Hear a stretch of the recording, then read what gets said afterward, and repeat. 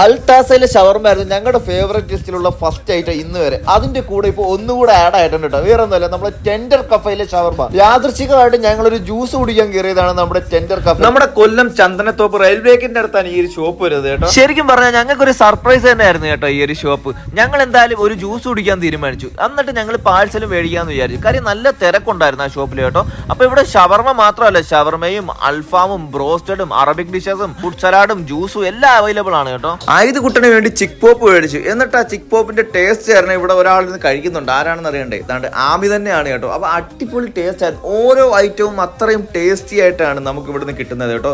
ഷവർമ എടുത്തു പറയേണ്ട കാര്യം തന്നെയാണ്. ആ ഒരു ക്രീമി ഫ്ലേവറും ആ ഒരു ക്രിസ്പിനെസ്സും എല്ലാം കൂടി വരുമ്പോൾ ഒരു അടാറ് ടേസ്റ്റ് തന്നെയായിരുന്നു ഷവർമ.